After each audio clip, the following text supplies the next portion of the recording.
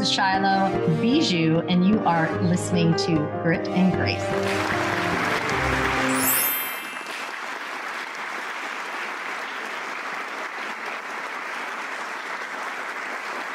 Hey, everyone. This is Shylo Bijou. We are on another recording of Grit and Grace, and I have my beautiful friend, Molly Milroy, with us. Let's get started. Thanks, Shylo.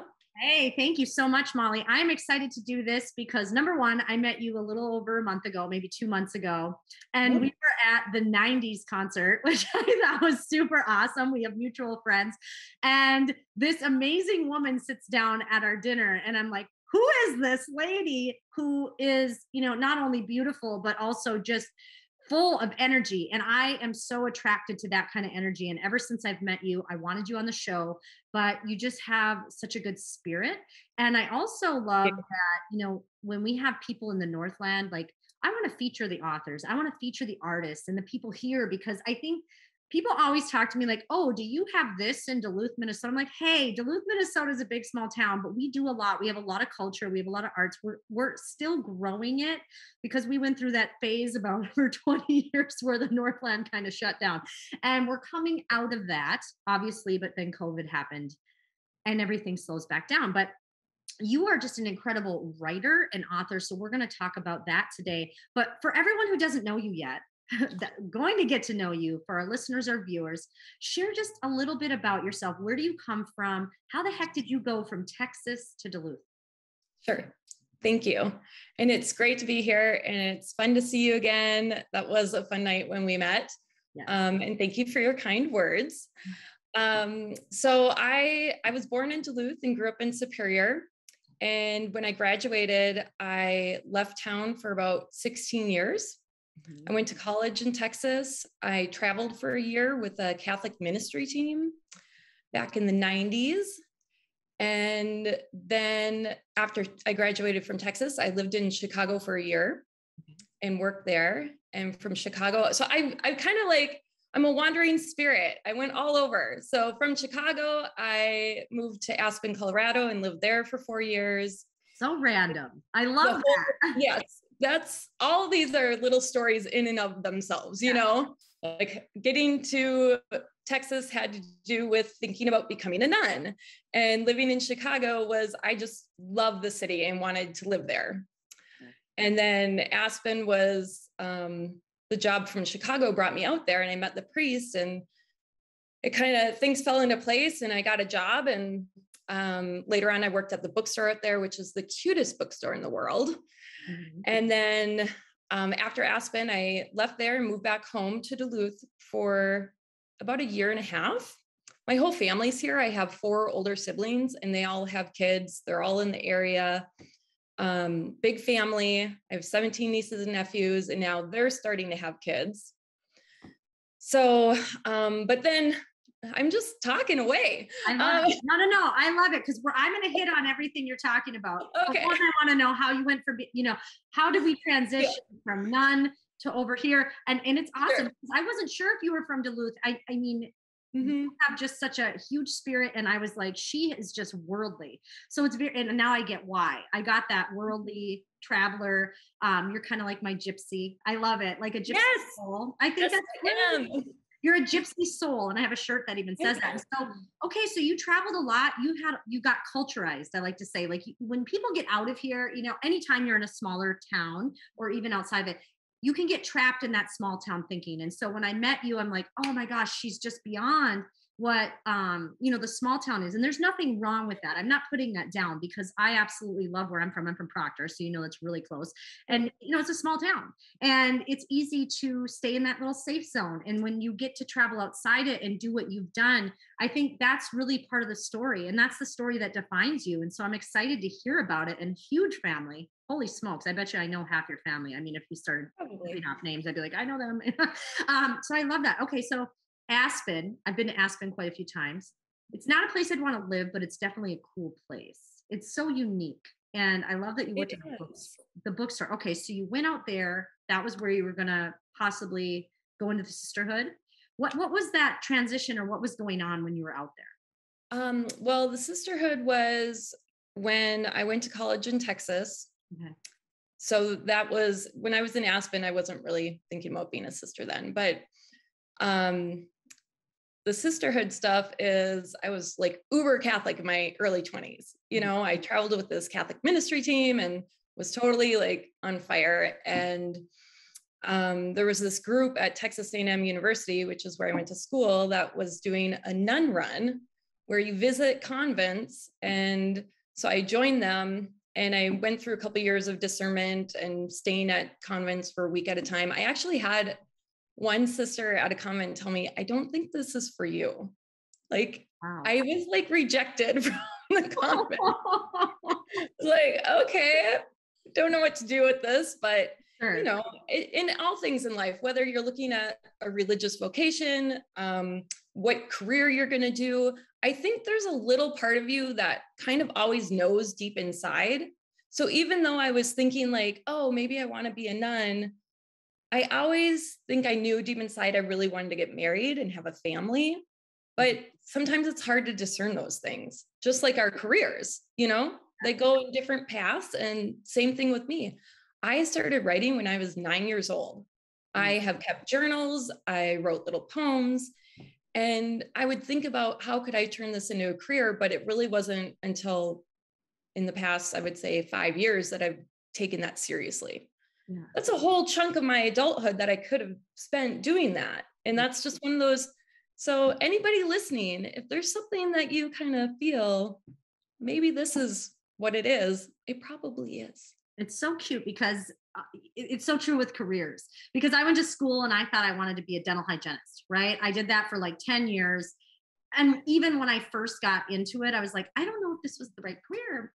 Like I had graduated and I pushed through the program, because when you're doing programs like that, you're like, got to get this done. And you're so focused on the program, you're not thinking about, am I enjoying this? Because I'm not sure. And I had a lot going on. I mean, my husband was traveling the whole time. So as I go into this accelerated program, I got pregnant. We were married. So I'm fully pregnant doing the program. My dad got sick and died. I took my boards a week after my father passed on my stepmother. So we had to do physical boards. She was a trooper, but honestly, we were both so sad and just trying to get through. So it was almost like all this life was happening where I couldn't even focus on what I really wanted. So I get into the career field and I'm going, what did I do? I don't think I'm loving this. Like even a little, I really struggled with it, and I just battled it. And when you don't love something, everything starts to bother you. Everything starts to bother you. So there's reasons that we do it, but I had to go through all that to find what I wanted. So you had to go through all that to find what you wanted. And I think it's wonderful that you wanted a family. By the way, I was raised Catholic. Absolutely. I love the Catholic Church. I know it's not perfect. Nothing's perfect. But it's still so beautiful to me, and one of my favorite places, and that it's on my number one place is Rome. So I really want to go to the Vatican City and I want to do the experience. And I think Catholicism is just, the traditions are beautiful. It doesn't mean you have to love all of it, but there's a beauty in that tradition. And so I totally understand the Catholic ways and the Catholic Church, and sure, that's how I was raised. But so you get to this point where you're like, okay, someone doesn't think this is going to work. And you're thinking, so what happened when you're like, when you get that little bug in your ear, and you're like, maybe this isn't for me. Where were you at in your life? Yeah. So I was in college, and eventually, I graduated from college and thought, all right, well, I'm not going to be a sister. And a lot of my girlfriends in college got married right away, and that didn't happen. So I was like, what am I going to do now? Well, I've always wanted to live in Chicago. Now's the time. Sure. So I popped up north back, in the area, and moved to Chicago, and it's such a great city. But I don't know. I think like what you mentioned earlier about doing dental hygienist and realizing it's not for you, that's kind of been my whole life with my career, is trying different things and seeing what works. And sometimes things work for a year or 2 or 3, and then they're not working anymore. And it's okay. I think our parents, or at least my parents' generation, it was, you get one job and you stay in it. Yes. And it's not like that anymore. And it doesn't have to be. No, it doesn't. And I think it's important to resonate with the people who are listening. We have people listeners from all across age groups, right? And so we have millennials and people coming in where they are in that stage where they're like, well, I do this and I do this, and they've got multiple careers, and you're just like, wow, how are you doing that?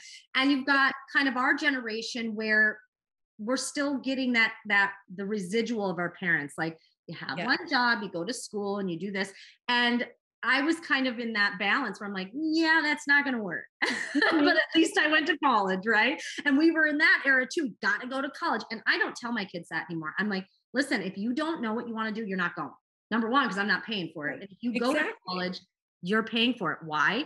Put some skin in the game, because then you'll really make sure you work it. Because I just don't believe, I had girlfriends who literally took 7 different like career paths in college. Their parents paid for it. I mean, they went to multiple colleges and had they had no degree after. I'm like, that isn't, and I get it, because they just didn't know, and they were doing it to please the parents. Now the parents are paying the bills, and it's like, what were we doing?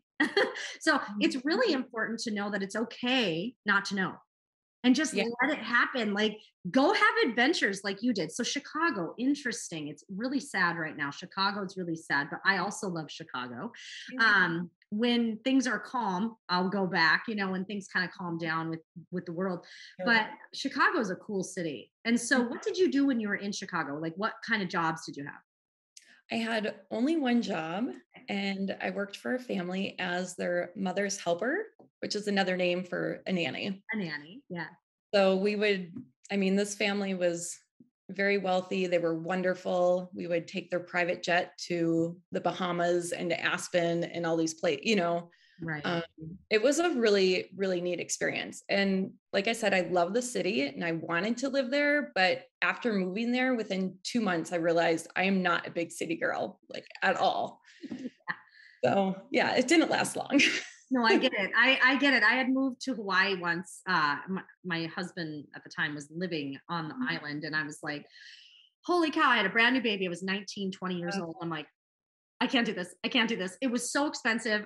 I just wanted my family. You know what I mean? Like, I can travel. Like, I am a traveler, but I always come home. Like, I'm home. Like, be home. I got to be home. There's just something about coming from up and seeing the bridges and seeing the water and seeing the hill and just going, I'm home. Like, you just know, it's like, it's safe. It's such a beautiful place here. And I know you care so much about the Northland. So let's talk about some of that. You are a writer. You've written, I think you write a few things. So I'm going to let you share. I did read your bio and I do know what you write, but I want you to share. Tell it. Okay. So you come back home. What happens then? So you get into writing 5 years ago, but what happened to get you kind of back home and what you were doing here? So getting back home, I came back home in 2008, 2009, worked for a year. And then I actually lived on the East Coast for a couple of years. And then I came back home again, and I got a job at Lake Superior College, which I love the school. Great people up there, great programs, trades for young people and older people. And I decided I wanted to try some freelance writing. So I reached out to some local papers and the Women Today magazine and some other places and started doing that. But it really wasn't, I've been writing for some of them for almost 10 years now, but it really wasn't until a few years ago that I thought, through the encouragement of my husband, mainly saying you're a pretty good writer, you should send this off to this place. So I did. And they're like, oh, we love this. We want to publish it. And I'm like, oh, okay. And then, recently I wrote a post about motorcycling. My husband is really into motorcycling, and to me, it was just kind of a reflection, and he posted it on their website for the business, their motorcycle business, and people loved it. And then through that, people reposted it, and now it's being published in the BMW Motorcycle Owners of America magazine. So it's going to come in November, which is pretty exciting for me because it's a larger publication. Yes. There's always something about seeing your name in print. Everybody has their thing. I don't know, but for me, it's being published is just really cool. It's really cool to see your name in print. It's insanely cool. And I co-authored recently. I was going to say, And I'm in the middle of writing. I'm in the middle of writing. I shouldn't say writing. I have a ghostwriter, and I'm just going to say that to everybody because I don't care. I will write some of it. But for me, I have to take the pressure off me. So I have it as a backup. Like I have all the stuff I'm doing as a backup because I will write. It's just that I don't want to put the stress on me in case I don't reach my deadlines, or I'd be like, I have so much to say, but I didn't have time. And so it is very cool to see that. You have done some other things in the Northland, like you are a part of the Great Lakes. Explain that. You do a lot of Great Lakes Aquarium. Great Lakes Aquarium. You also really like to promote our city in general. Like you're very, very good about that. Everything you write, you're always like the big lake. I always say the big lake too, but it's just a really special place that people need to know more about because it's not just a city where they have a lift bridge. Like it's way more than that. And we have a lot of really cool things here. And so you're really a good advocate for our city. And I think that's important too. But you also started something pretty fun and you have a project, and I want you to share about the project. But before we do that, there's something missing. Sure. How the heck did you meet your husband? Because he's not in the story yet. Oh, right. But how the heck did we get there? Okay, yeah, let's back up a little bit. Yeah, so I was actually on a 2-year plan to move back to Colorado. Okay. And I had bought my house, I was settled, and I thought I'm gonna live here for a couple more years, and then I'm gonna sell my house, buy a new car, and just road trip back to Colorado. And in that time, I was also studying for my master's. So all of that was falling into place. And then one day I go to an event at a pub downtown that was an event about bicycling. And I sit down next to this older, distinguished gentleman and didn't think much about it because my husband is quite older than I am. And he won a gift certificate that night to Sammy's Pizza, which is the local pizza joint. And I looked at it ever. Oh, it's so good. But I have to give props to Shamrock Pizza in Superior as well. I see you, Shamrock. Also good, also good. and Skyline Pizza. Dave's Pizza is also good. Yeah. Okay, so we got to, but Sammy's is like the pop, like the one. Like we could do a podcast just on pizza. We seriously could talk pizzas in the Northland for an entire hour, and people be like, I actually enjoyed that because we could go into all the good stuff. But today. But anyways, I love that. So we want a gift certificate. And so he got this gift certificate, and I kind of was hoping he would just give it to me, but he was like, do you want to have pizza with me? And I was like, sure. And he goes, when? And I said, right now, because I didn't want to give him my phone number. I love that. So we had pizza. We had such a great conversation. And 5 months later, we're married. Oh, that is awesome. Because we're older. Neither one of us had ever been married. And it was just like a done deal. Like we just, they say, we knew. Yeah, I mean, and even I think there's friendships too, where you just kind of know, and it doesn't always go there right away, but you just know. You're like, this is like my person. Like this is a person, and I love him. Like I get it. I totally get it. So you got married. Now we're back over here. Now all this decided to stay. Yeah. And which, I mean, I've always loved the area. And so I'm very happy that it worked out this way. I'm looking out at Lake Superior right now, and it's just fantastic. I mean, people who don't live here come and visit because of the lake, obviously. And then there's so much more. I'm a board member at the Great Lakes Aquarium, and there's so much offered there. I think people just think it's fish, but they have baby alligators and an albino turtle, and you can, kind of pet the moon jellies in their tank. There's just a lot of really cool things there. And the whole canal park experience is pretty awesome, especially with Love Creamery being known there too. But so to me, what Duluth is kind of all about are the arts and the outdoors. Yes. So we have the lake and boating, jet skiing, paddleboarding, canoeing, kayaking, all that stuff. Hiking, all of the trails. Oh my gosh, the Superior hiking trail is fantastic. Mountain biking, which I tried, but not for me. we have the ski hills, and then up north, Lutsen. So there's just, there's so much up here. There is. Come move to Duluth. I know. And you are an outdoors person. You know, you do things. I always laugh because I'm like, I'm an outdoors, not outdoors person. Like I'm not gonna go do the crazy. I'm not the granola of Duluth, like, but I'll do stuff. Like, okay, I'll do a hike every now and then. But I do love, so right now it's fall. So obviously it is insanely gorgeous. Everywhere you look, there are colors. People travel the world to see this. Like just this part of the world, they come to see our fall colors. And I think that's so incredible. So I guess what would be your favorite place if you could take everywhere in Duluth and even surrounding? I'd say go up the shore a little bit because there's a lot to do. What is your favorite place? I'm curious. Sure. The first one that comes to mind is a hike in Duluth called Brewer's Loop, which I haven't done it this year, but I did it a few times last year and I've been meaning to get out, but things haven't happened. So, yeah, it's a really beautiful hike. You can do 2 miles, 4 miles. There's also mountain biking there. Of course, walking Park Point, the beach here at Park Point is fantastic. So outdoors wise, Brighton Beach is a really special place. I know it's not open, but it will be. And up north, I love going along the highway, especially on the back of the motorcycle and just taking in the scenery. Oh my gosh, there's so many places. And then just like going to North Shore Theater, you know, not outdoorsy, but doing the whole theater thing or the DSSO, the symphony in town. Oh, I'm a huge Bulldog hockey fan. There you go. There you go. Yeah. Sports lovers. We do have amazing sports teams here too. So I think that's fun. My favorite place, if I could pick, like if I went up the shore, Split Rock, it's been my favorite place for years. Okay. And the hiking, it's fun to do some of the trails. Like if somebody's coming to visit, you can do a lot of cool things around it. I love Little Angie's. If I was going to go eat, it's Angie's there. But I do love Creamery. Hello. Me and my kids, I get the affogato. It's just that scoop of ice cream with espresso. Oh my gosh, heaven. I discovered that this year. So I was like, that is the coolest thing ever. Obviously walking in Canal it's just easy. Like it's just, there's people everywhere. It's always fun.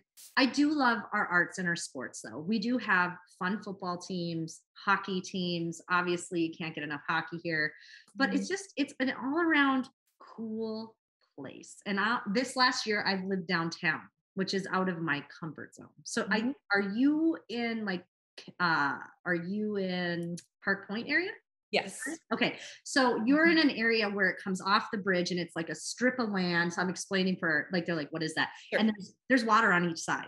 So she's in the coolest spot, but the weather can get crazy there too. So you can it's called bridged.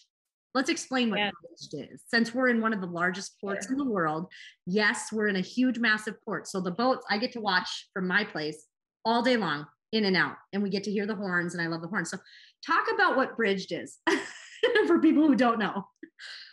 So when you get bridged, that means that you're driving or bicycling or whatever, going off the point or onto the point, and the aerial lift bridge raises like this in the air, and it goes up when there are lakers coming through, these 1,000-foot ships that are bringing in cargo or coming to get cargo and then bringing it back out. And the bridge could be up for 10 minutes. And the longest I think I've waited is 45 minutes. And that was when a ship had to go out and then another ship was coming in. And people who don't live here are kind of like, well, why does it take so long? And one of the reasons is my understanding at least, is that they have to raise the bridge a certain amount of time before the ship is coming in, because if something goes wrong with the bridge and stalls, the ship doesn't have enough time to turn because they're huge. I mean, they're 1,000-footers. And so these are ocean liners. For people who don't understand, we have something called the Sioux Locks. So the Sioux Locks, and some people have heard of them, but maybe not understand. So when the boats come in, they're actually coming in from the ocean. They go through the Great Lakes through the locks. So the locks will raise up or down for the water levels. This is so mind-blowing that we do this, but we've been doing it for years. And so Lake Superior, Duluth is one of the biggest ports in the world. We do supply the world with supplies. So things are going out from here and they're coming in from here. And so now they actually upped it. I was reading the other day, we're going to get like 800 more ships in. That's nuts. Like we're getting insane amounts. So that bridge is going to be up and down a lot. I know. I was thinking that. It is already up and down a ton because I watched it. But it's beautiful. I mean, it's a cool experience, but they really added a lot, which is good for our economy here because we needed to get it. But it's definitely one of those things where if you live where you live, you're going to be dealing with it a little bit more. But we love it. We do love it. It's usually fine unless you like really have to get somewhere, which, you know, you plan accordingly. You learn once you live down here, you got to add an extra 20 minutes in or whatever. But the one time was Thanksgiving 2 years ago. And I was like, they're going to start Thanksgiving dinner without us. It's my favorite holiday. I want my turkey. And then I got there and they were behind schedule. So it was fine. All good. Yeah. We make it work. It works out. Okay. So as we wrap up, I want to talk about your next project because I was looking at it and I think it's so amazing. And I love, Molly, you have one of the coolest spirits, not only because, you know, I got to know you a little bit a couple months ago, but also just your passion for everything you do is in everything you do. So it's so beautiful. And so let's talk about your latest project for everybody who's in the Northland or wants to get to know what the heck you're up to. What's happening with Rock Buddies? Yes, Rock Buddies. I love Rock Buddies. And I should have had like a Rock Buddy here to show you. What was I thinking? We'll get a picture and we'll put it up. Okay. So this is a way to just spread joy and let other people know that you're thinking about them. It's a box that comes with the card that says you rock. Mm-hmm. And then you can write your own individual message. So if I was sending one to Shylo, I'd be like, hey, Shylo, thanks for the great show the other day. You rock, girlfriend. Yeah. And then each rock has googly eyes. Some have beards, some have hair, some are bald, and they come with a or a birth certificate that talks about who they are, their name, their birth date, and their interests. And each one is individual, different, unique. I started it because years ago, when I was going through a hard time, somebody sent me a card in the mail. It wasn't a card this way. It was just like a flat card, and it had a motivational quote or scripture on it. Mm-hmm. And it wasn't so much the quote or scripture that really stuck with me, but that somebody took time out of their day to address, this envelope, send it to me specifically. And they didn't sign it. To this day, have no idea who sent me that card. It came from St. Paul. And it just really hit me, and it made me feel really special. And I wanted to give something to the world that other people could make their friends and family feel special as well. So by sending a Rock Buddy, you can either sign your name or not sign your name, leave it anonymous to make it kind of more fun. Mm-hmm. And make that person wonder like who was thinking about me. But yeah, it's a way to spread joy. And I think that's important. Right now, we just, something that is really interesting is, through all the stuff that's been going on the last 2 years, if you really dig deep into it, joy was removed from our lives, in every way. We couldn't go to movie theaters. We couldn't be together. We couldn't, there was things slowly taken away. And pretty soon, everything you heard about in every movie was politically charged. And now I'm not on any side. I'm not saying on any side. I'm saying it was so politically charged. You couldn't go to sports without seeing it. Everything. It's like all the joy we had was ripped away. And all we got in front of us was politics, hate. And it's like, I understand there are very serious things going on, but we do need our time. And we got ripped of human, even like touch. And so when you can give somebody something, like, I know how important it is to me when somebody writes a card. Like if somebody says, even if it's 2 little lines and they're like, hey, thank you, love you. Right. It's like mind blowing to me. I'm like, thank you. You took the time, even a text where somebody took the time to say, I am proud of you, or I just want you to know I'm thinking of you. That right now, I think everybody needs a Rock Buddy. And I'm not joking. Like, everybody needs a little Rock Buddy in the mail because we all need a little bit of joy. And slowly we're getting it back.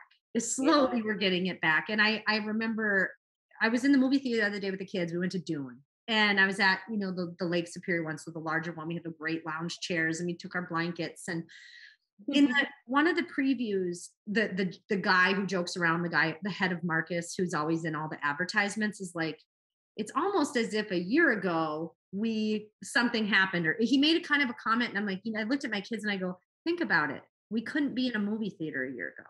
Right. Remember that? Like we couldn't go. And it's so different. And even a year ago, we were heading into a second quarantine. If you remember Duluth was, we all went into second quarantine for like 8 weeks, 6 weeks. It was really tough. It was during the holidays. I was so depressed. I mean, I was by myself for some of the holidays, stuck in my apartment that was tiny because I had moved into a quick apartment. And I just remember sitting there crying some nights because I'm like, oh my gosh, this is so lonely. And so like, and even when I was watching movies, I watched old movies. Like I would rent all old movies. I wouldn't go on Netflix and get the new stuff. I'm like, it's all depressing. I had to watch all my old favorites just to stay kind of okay. Because it gets scary. So I'm really proud of you for doing that. How can people find you? Is there a website we can send? And we'll also send this. Don't worry if you can't. We're going to have everything written out for our viewers. But is there a website they can go to or maybe connect with you on social if they want to learn more? rockbuddies.com.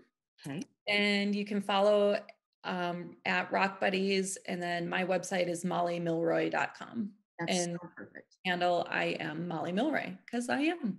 You are, and I love it. And we're so grateful you came on the show today. Thank you.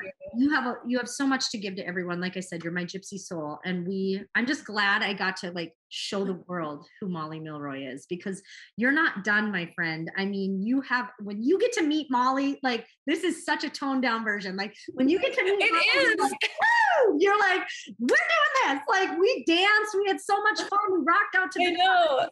And you just bring so much energy, but your spirit is just intoxicating in such a good way. And that's what people need. And I'm so grateful for people like you. And I'm grateful you came on the show. So thank you so much. Me too. Thank you for having me. And I do feel like it's been a toned down version. I'm like, what did I do? No, it's all good. It's all good. But people will see you more. They're going to follow you. We're going to get into Rock Buddies. And yeah, follow Molly. Seriously, you will see so much fun stuff and great content. There's always a good post from you and you have a lot of good things to say. So everyone, thank you so much for joining us on another episode of Grit and Grace. I am Shylo. We will catch you on the next one. Glutathione is a big word. It's the body's own master antioxidant. It's a scavenger for free radical, bacteria, and viruses. There are no products in the market with the ingredient NASET. NASET increases the production of glutathione that's in our body already to strengthen and enhance our immune system, elevate sense of well-being, support muscle strength and endurance, cognitive function, and liver support. It helps with increased energy and blood sugar regulation. Get your bottle of GSH Plus from www.salvationnutra.com.